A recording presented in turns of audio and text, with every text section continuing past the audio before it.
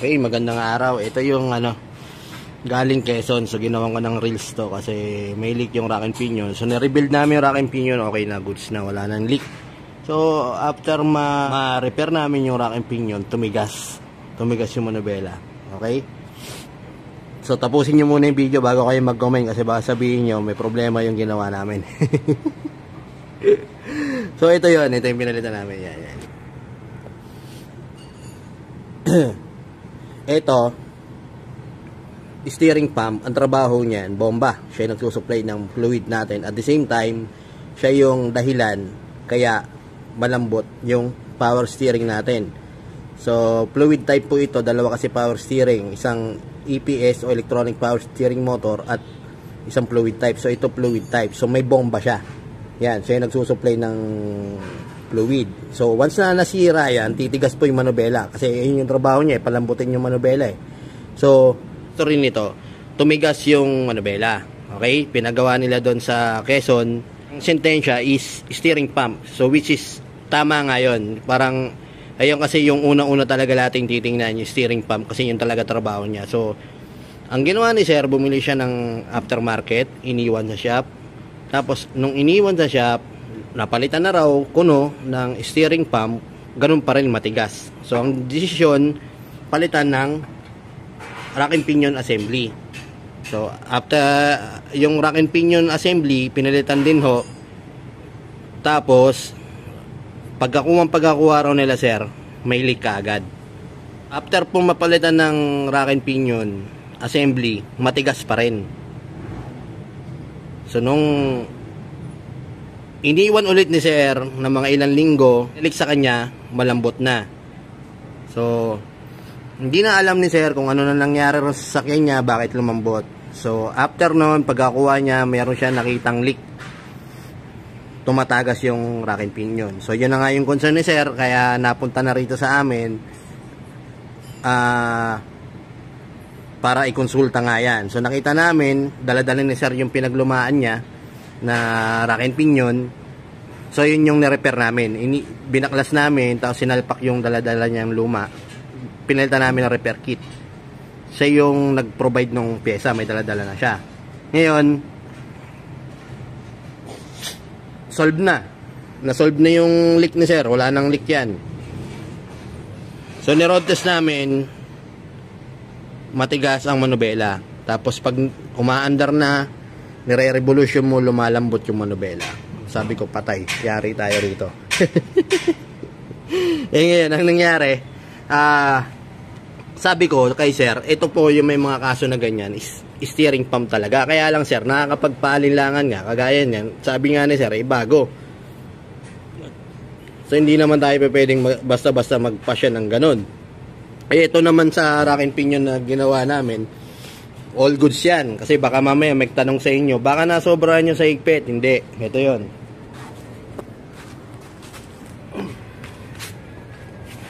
Yan. Baka may magtanong sa inyo eh. Ayan. May marker yan. Bago yung kalasin, nilalagyan ng marka. Kasi pag nasobrahan sa higpit to, titigas talaga yung manubela. So, ayaw ko nga munang tumulay dun sa steering pump. At pinangahawakan natin yung sinabi ni sir na bago, hinubukan natin itong i-adjust, luwagan, ganun pa rin, matigas pa rin. So meaning hindi na rito yung problema sa rack and pinion natin. Baka magtanong kayo bakit may leak yan. So binlead ko po kasi to, tapos nagpalit ng pump, so tapon yan. Lilinisan natin maigi yan, hindi natin i-release kay sir ng ganyan sitwasyon yan. Pressure washer namin yan, mamaya gawan ko mo ng video. Tapos, so sabi ko kay sir, kasi nga, bilang car owner na galing sa malaking gastos, mahihirapan tayo magkumbinse ng mga ganito na, at talagang, sabi ko kay sir, steering pump ang problema kung sakali. Ngayon ginawa namin, binaklas namin steering pump, minanwal namin sa baba. Dapat kasi yan, sinalpakan namin ng impact, tapos piniikot clockwise. Dapat yun sumisirit ng sumisirit, malakas ang sirit. Sa kanya wala nang sirit. So positive na fuel, steering pump nga ang naging problema. So sabi ko kay sir, ganito gawin natin. Susugalan kita. Papalitan ko ngayon yan ng steering pump. Pagka hindi tumino, wala kayong babayaran. No fix, no pay, ika nga.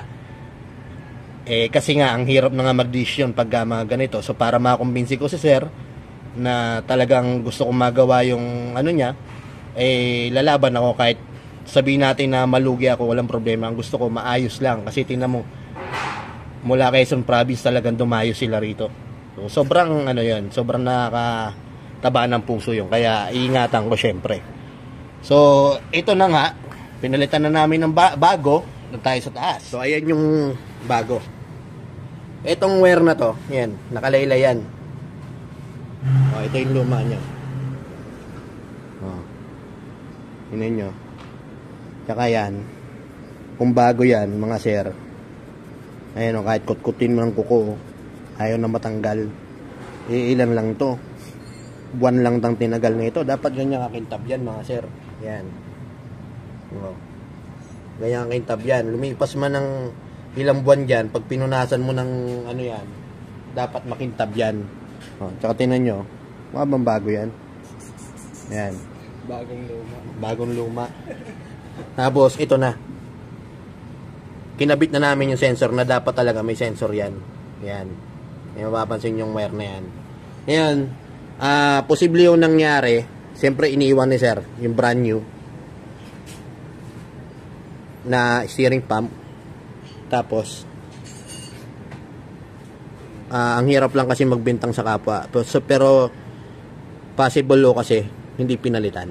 O pinalitan man, hindi yan para sa kanya. Sigurado. Hindi, pero 100% ako dyan, hindi brand new yan. Ayan. Tingnan nyo na maitsura. Dyan pa lang, makikita nyo na yan. Kasama yan. Tingnan nyo naman. Mabang brand new yan. Ito. Na-road test ko na to. Malambot na yung steering niya. So baka maitanong ninyo anong nangyari ron, bakit tumigas. So possible yun kasi ang lakas ng tagas eh. So possible yun, hindi kulob yung pressure niya.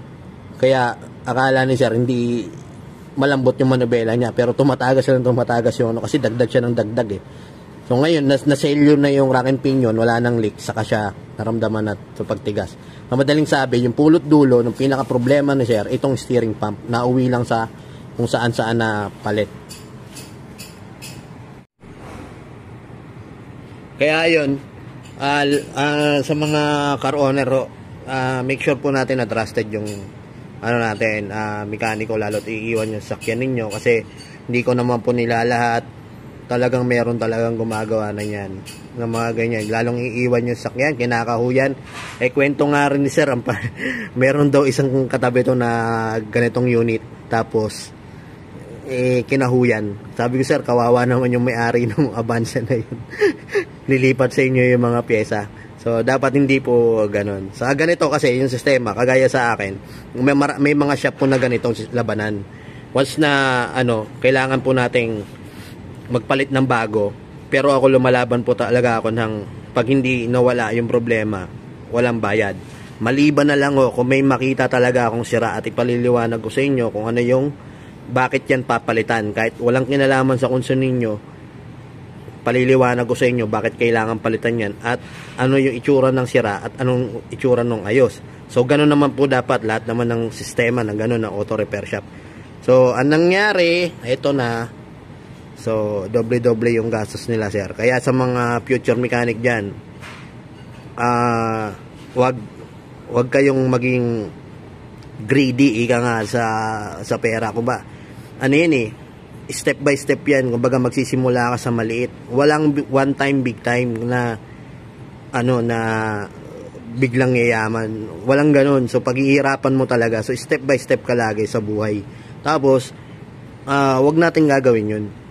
Yung sasabihin nyo pinalitan o kaya bumili yung sasakyan, bumili ng brand new yung may-ari porket iniwan, hindi nyo isasalpak yung brand new.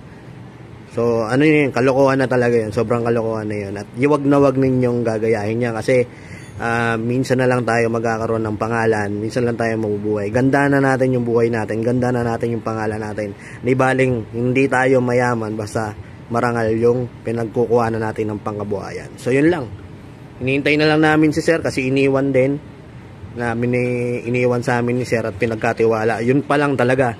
Pag ikaw may-ari ka ng shop o mekaniko ka at may customer na nagtitiwala sa iyo, sobrang alagaan na natin yung kasi napakasarap sa pakiramdam na may nagtitiwala sa yung tao. Tapos paparotes ko kon mamaya kila Sir at sisimulan naming linisan. Bubuhusan mo namin to ng krudo. So yun lang. Maging aware po tsaka karapatan ninyo yan Sir na ipaliwanag sa inyo ng mga mekaniko kung ano yung brand new, ano yung luma, bakit papalitan, bakit ganyan, etc. Na karapatan nyo yan bilang car owner. Okay? So, yun lang. Salamat sa lahat ng sumusuporta ko sa akin, lalong-lalo na kila Sir na sobrang titiwala, napakalayo, dumayo pa talaga.